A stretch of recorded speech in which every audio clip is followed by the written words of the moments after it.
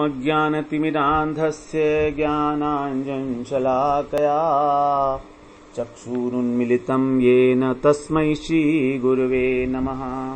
वाञ्छाकल्पतरुभ्यश्च कृपा सिन्धुभ्य एव च पतितानां पावनेभ्यो वैष्णवेभ्यो नमो नमः।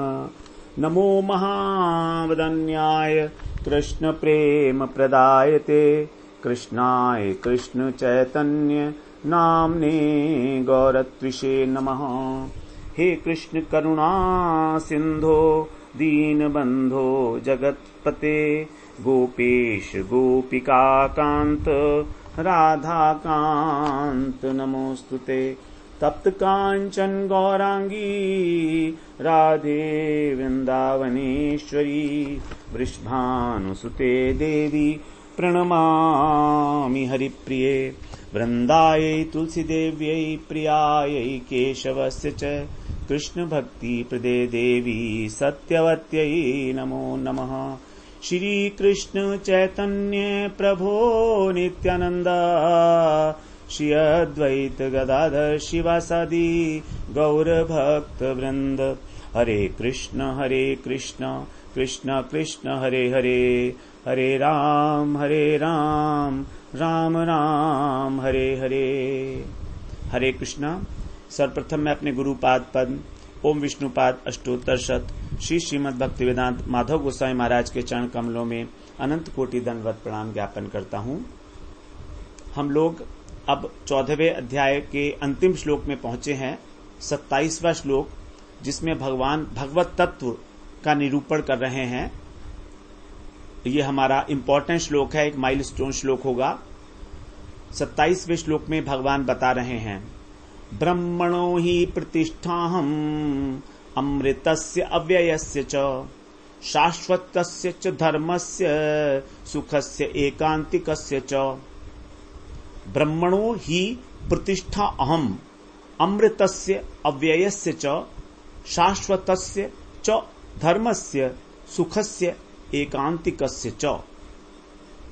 26वें श्लोक में भगवान ने कहा कि यदि तुम अव्यभिचारिणी भक्ति के द्वारा, एकांतिक भक्ति के द्वारा, अनन्य शुद्ध भक्ति के द्वारा मेरी सेवा करोगे तो तुमको ब्रह्म की प्राप्ति होने की योग्यता प्राप्त हो जाएगी। ब्रह्म भूयाय कल्पते। तो सेवा तो हो रही है भगवान की और प्राप्ति हो रही है ब्रह्म की। अब ये कैसे होगा? जिसकी सेवा की जाएगी उसी की तो प्राप्ति होनी चाहिए ना वास्तव में। लेकिन यहां तो कह रहे हैं कि नहीं, सेवा तो मेरी करो और प्राप्ति होगी तुमको ब्रह्म की। तो ये बात थोड़ी सी मन में संशय डाल देती है। तो यहां पर उसी संशय को भगवान हटा रहे हैं। अर्जुन के प्रश्न के उत्तर में भगवान ने यहां पर भक्ति योग बताया कि भक्ति योग का तुमको आश्रय लेना चाहिए। जबकि 19वें श्लोक में भी भगवान बताए थे कि भगवत भाव की प्राप्ति कैसे होगी।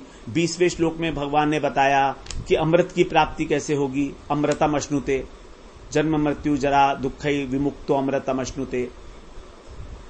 तो गुणातीत होने के भगवान ने 3 फल बता दिए, ब्रह्म की प्राप्ति, भगवत भाव की प्राप्ति और अमृत की प्राप्ति।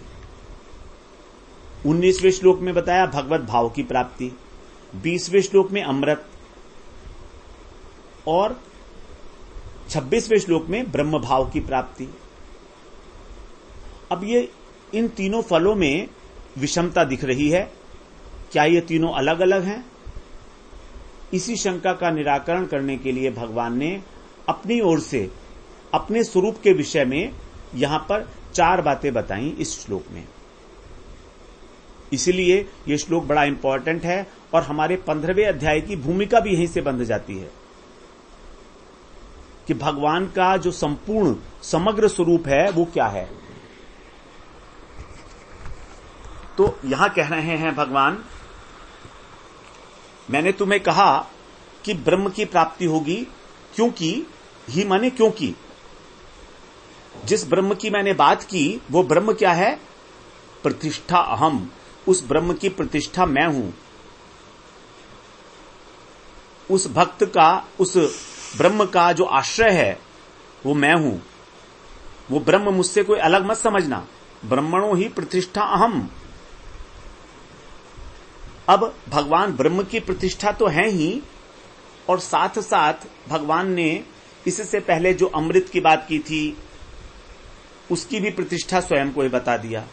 अमृतस्य अव्ययस्य च, जो अव्यय अमृत है, जिसका कभी नाश नहीं होता, अविनाशी अमृत अर्थात मोक्ष, उसकी प्रतिष्ठा भी मैं हूं। हर बार च चौ आ रहा है ना। शाश्वतस्य च धर्मस्य, और जो शाश्वत धर्म है उसकी प्रतिष्ठा भी मैं हूं।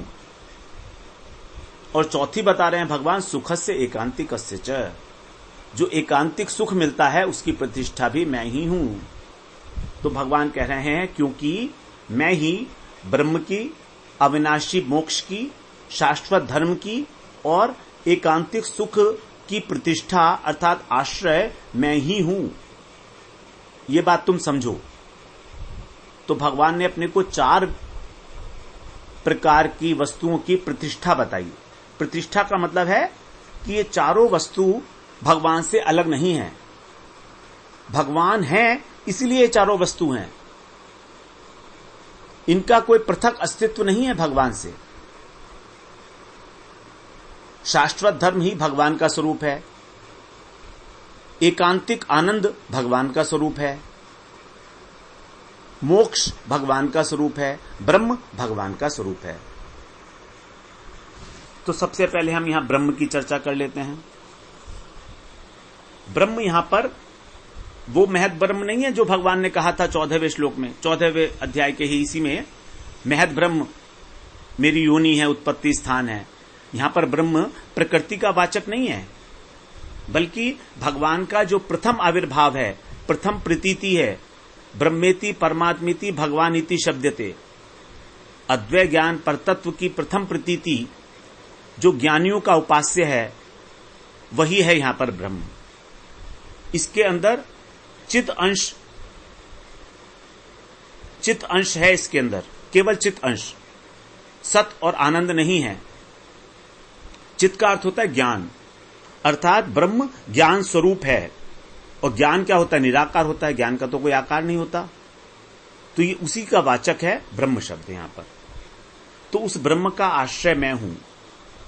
श्रीधर स्वामी पाद ने बताया है, कह रहे हैं वो कि भगवान यहां पर कह रहे हैं मैं ही घनीभूत ब्रह्म हूं।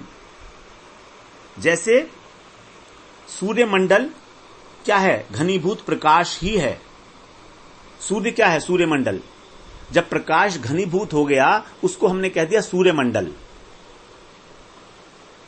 श्रीधर स्वामी पाद ने बताई है, घनीभूत ब्रह्मई वहम यथा घनीभूत प्रकाश एवं सूर्यमंडलम तद्वत।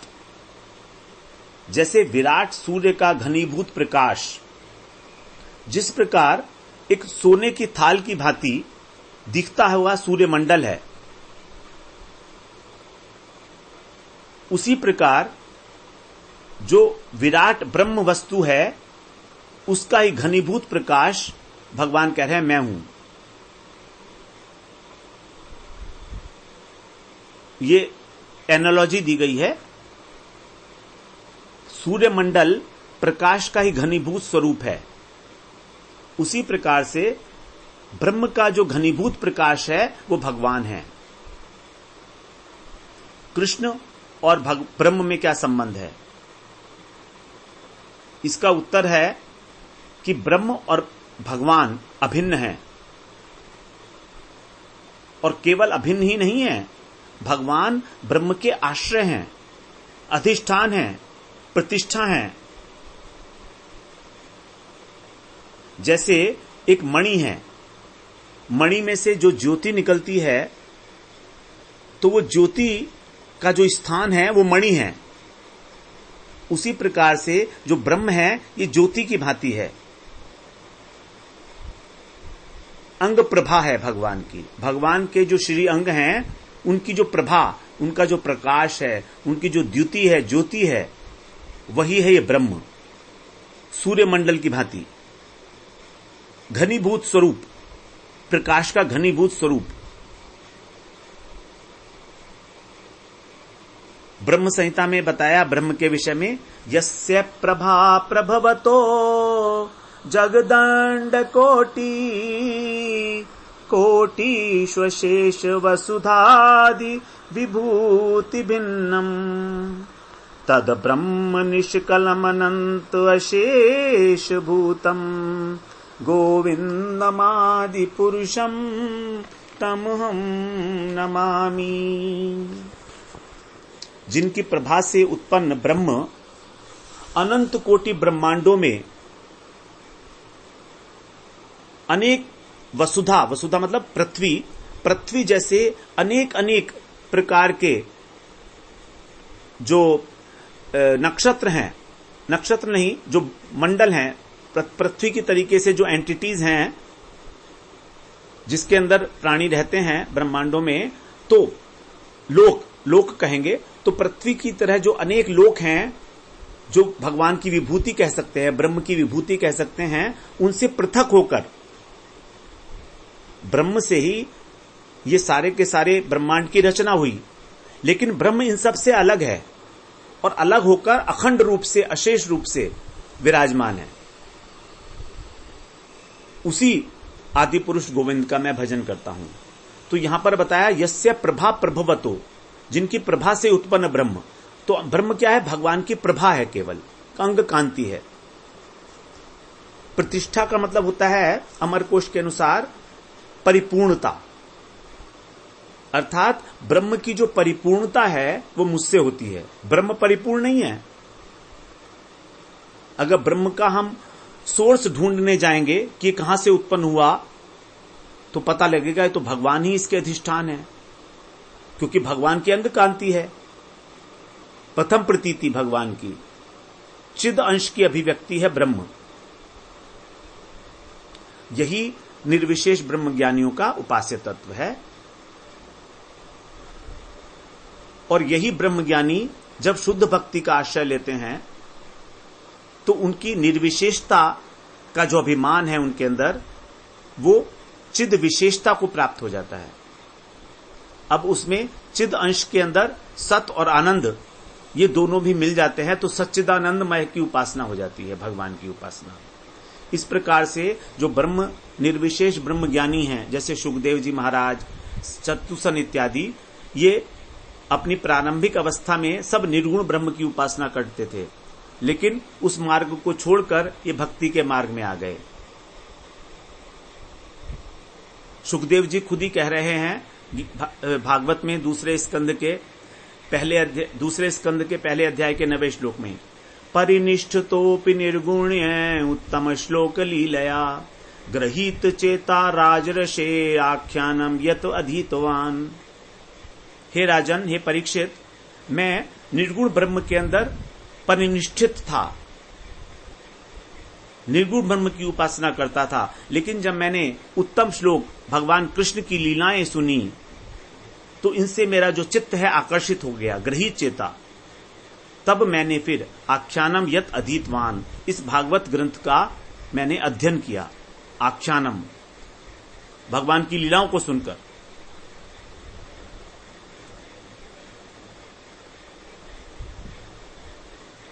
तो इस प्रकार से जो ब्रह्म है, ये भगवान की अंग कांति बताई गई है। पद्म पुराण में कहा गया है कि भगवान कृष्ण के एक नख की जो एक किरण है वो ब्रह्म है।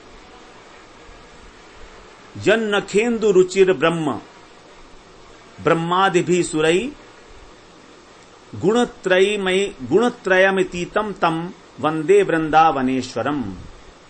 शंकर भगवान कह रहे हैं वहां पर, जिनके नखचंद्र की कांति ब्रह्म का देवता ब्रह्म भी ध्यान करते हैं, उन त्रिगुणातीत वृंदावनेश्वर कृष्ण की मैं वंदना करता हूं।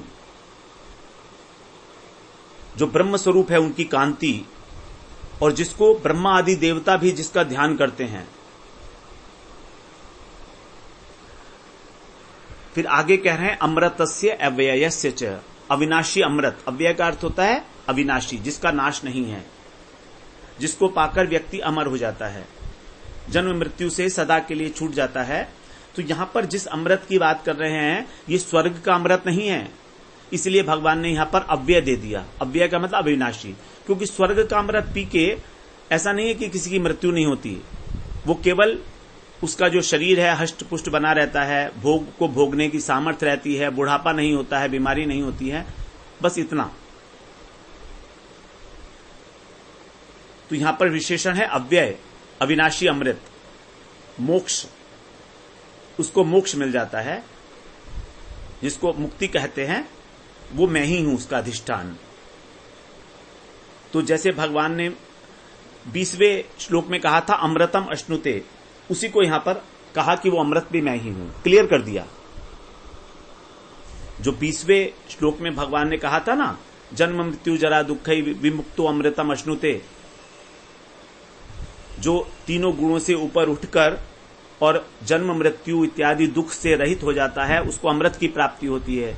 तो वही अमृत यहां पर भगवान ने कहा उसकी प्रतिष्ठा भी मैं ही हूं, क्योंकि वास्तव में विष्णु ही एकमात्र मुक्ति दाता हैं।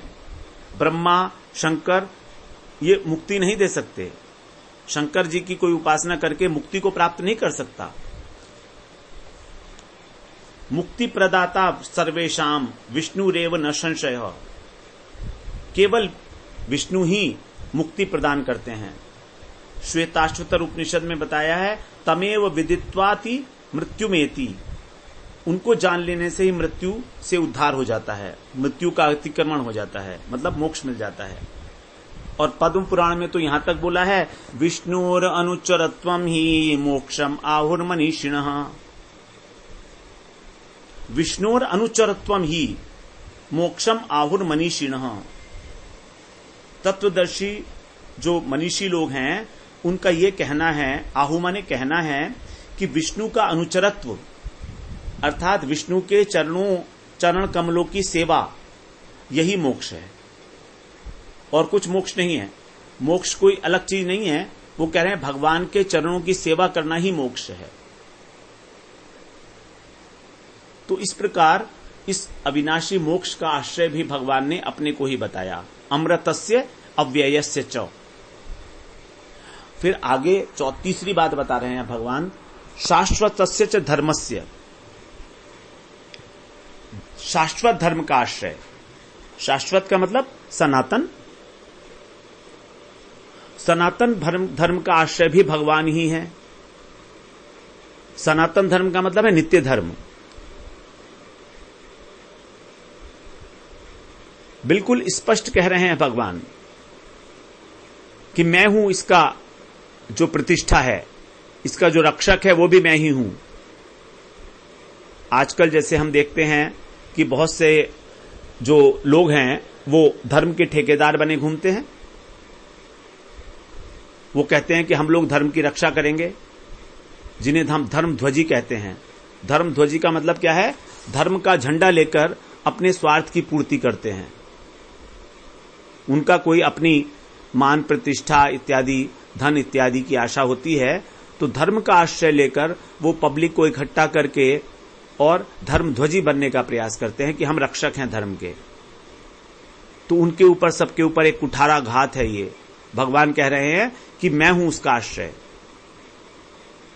अर्जुन ने भगवान को धर्म का रक्षक बताया है, सनातन धर्म का, 11वें अध्याय के 18वें श्लोक में। त्वमव्ययः शाश्वत धर्म गुप्ता सनातन स्वम पुरुषो मतो में। आप कैसे हो? अव्यय हो, अविनाशी हो, शाश्वत धर्म गोप्ता।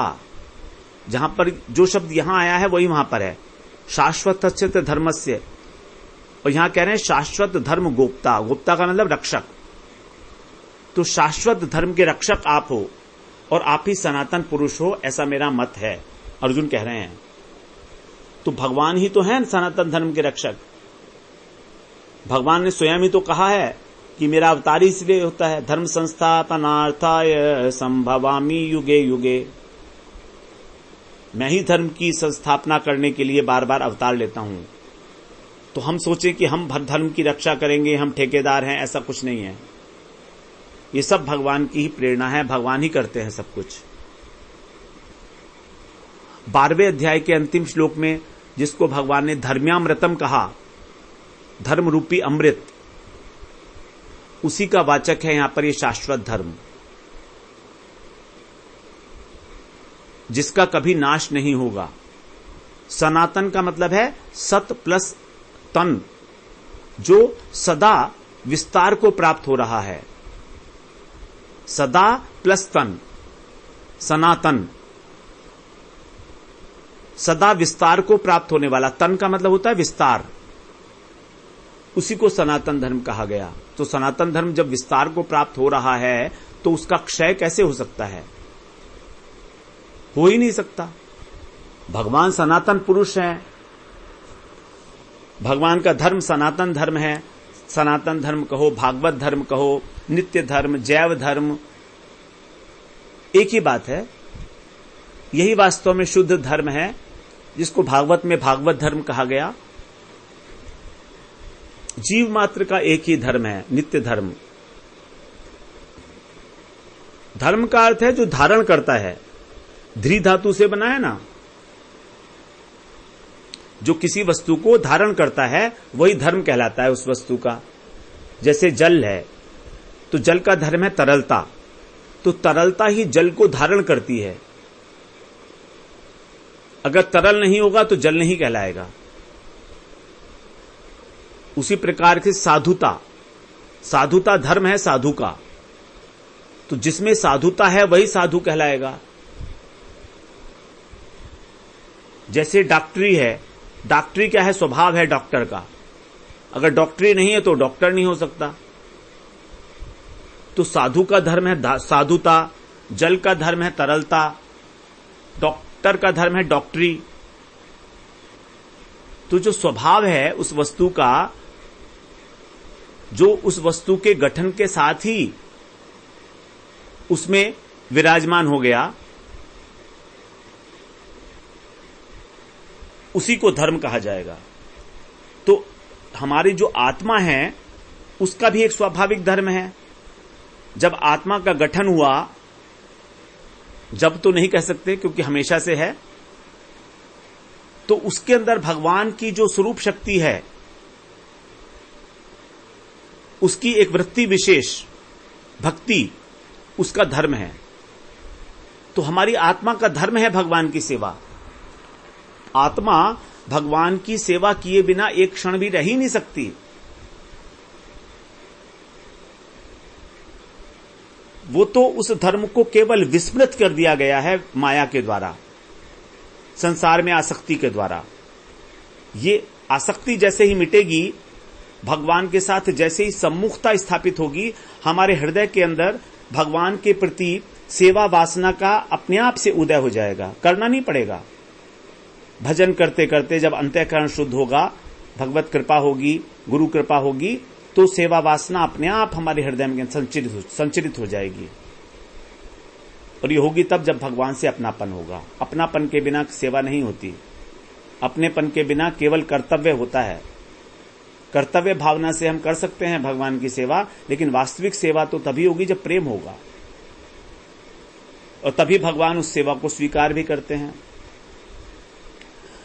तो भगवान कहते हैं कि तुम मेरी प्राप्ति करनी है तो तुम इस सनातन धर्म का आश्रय लो, इसके अनुसार आचरण करो जो तुम्हारा नित्य धर्म है। यही मेरा स्वरूप है और इसी से मेरी प्राप्ति होगी। तो प्रत्येक आत्मा का एक ही धर्म है, और वो धर्म है आत्मधर्म, आत्मा का धर्म, न कि शरीर का धर्म। बाकी सारे धर्म शरीर के हैं। शरीर के अनेक प्रकार के धर्म हो सकते हैं। पिता की सेवा, माता की सेवा, समाज की सेवा, बहुत सारी सेवा करनी है, सबकी सेवा करनी है, देश की सेवा, बहुत सारे धर्म हैं। वर्ण आश्रम के अनुसार अलग अलग प्रकार के कर्तव्य कर्म करना, सब सेवाएं हैं। ये सारी शरीर के धर्म हैं। अनेक प्रकार के धर्म बताए गए हैं, लेकिन आत्मा का केवल एक ही धर्म है। इसीलिए तो भगवान ने कहा था वहां सर्वधर्मान परित्यज्य, शरीर के धर्मों को छोड़ दो और मेरी शरण में आ जाओ, तो यही एकमात्र तुम्हारा धर्म है। तो जब तुमने एक मात्र मेरी शरण ले ली, एक मात्र नित्य धर्म का आश्रय ले लिया, तब तुमको मेरी प्राप्ति हो जाएगी। क्योंकि भगवान ही है विषय सेवा के। फिर आगे अंतिम बता रहे हैं भगवान, सुखस्य एकांतिकस्य च। अब भगवान की सेवा करेंगे तो उसका फल क्या होगा? उसका फल है एकांतिक सुख, उसका आस्वादन, उसकी प्रतिष्ठा भी भगवान ही है। मतलब वो आनंद प्रदान करने वाले भी भगवान ही हैं। भगवान के अंदर जो 3 प्रकार के अंश हैं, सत्य चित आनंद, उसमें आनंद अंश आह्लादनी शक्ति, आह्लादनी शक्ति की जो अधिष्ठात्री हैं वो श्रीमती राधा रानी, और राधा रानी ही हमको आनंद प्रदान करती हैं। जब भक्त भगवान की सेवा करता है तो राधा रानी ही उस भक्त के हृदय में आनंद प्रदान करती हैं। तो इस प्रकार से भगवान ही उसके आश्रय हैं। हमें जो सुख की अनुभूति होती है, रस की अनुभूति होती है, वो भी भगवान के आह्लादनी शक्ति से ही होती है भगवान की, और भगवान भी उसी आह्लादनी शक्ति का आश्रय लेते हैं आनंद प्राप्त करने के लिए। आह्लादनी शक्ति भगवान को भी आस्वादन कराती है भक्त के सेवा का, और क्योंकि भगवान विषय हैं उस सेवा के, और भक्त को भी आस्वादन कराती है भगवान की सेवा करने का। तो वो ग्रहण करते हैं सेवा, और ये सेवा प्रदान करता है भक्त। तो इसमें जो आनंद अंश है वही अंगी है, और सत और चित हैं वो अंग हैं उसके। अर्थात जो मेन है, स्वरूप लक्षण है सतचित आनंद में, वो आनंद है, और तटस्थ लक्षण है सत और चित, ये अंगी हैं उसके। और अंगी कैसा है? स्वयं रस रूप है, आनंदिक मात्रम है। श्रुतियों में कहा रसो वै सह, भगवान केवल रस रूप हैं, केवल वो रस के बने हुए हैं। उनके अंदर रस के अतिरिक्त, आनंद के अतिरिक्त और कुछ है ही नहीं। रसम ये वायम लब्धवानंदी भवती, को ये वान्यात कह प्राण्यात, यदेश आकाश आनंदो न स्यात् एष येवानंदयति। श्रुति में कह रहे हैं वो अद्वय ज्ञान परतत्व, जिसकी ब्रह्म अंग कांति है, जो सनातन धर्म का भी आश्रय है, जो मोक्ष का भी आश्रय है, वो कैसा है? रस स्वरूप है, मेड अप ऑफ रस। उस रस को प्राप्त करके ही जीव मात्र आनंद की प्राप्ति करते हैं। हमें जो आनंद मिलता है वो उसी से मिलता है, भगवान से ही मिलता है। और यदि वो तत्व भगवान रस रूप नहीं होते, आनंद रूप नहीं होते, तो कौन जीवित रहता? शरीर को धारण करने की जरूरत क्या थी? प्राणों को कौन धारण करता? कौन चेष्टा करता प्राणों को धारण करने की?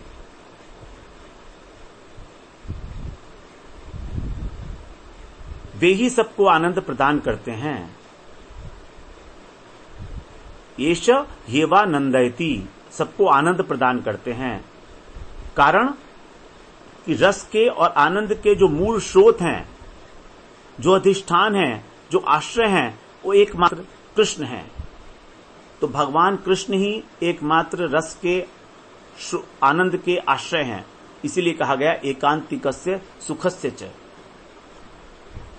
तो हमें जो भी भक्ति करके, भगवान की सेवा करके आनंद प्राप्त होता है, वो भी भगवान की कृपा से ही मिलता है, और भगवान ही उसको हमारे हृदय के अंदर संचरित करते हैं। तो इस प्रकार से हम लोगों ने 14वें अध्याय का श्रवण किया। इसमें 27 श्लोक थे, 5 प्रकरणों में हम लोगों ने इसको श्रवण किया। अब हम कल को चतुर्दश अध्याय का सार जो है उसको भी एक बार श्रवण करेंगे कि भगवान ने इसमें प्रधानतः क्या क्या बातें बताई हैं, उसको हम लोग एक बार समराइज करेंगे। वांछा कल्पतरुभ्यश्च कृपा सिंधुभ्य एव च पतितानां पावनेभ्यो वैष्णवेभ्यो नमो नमः।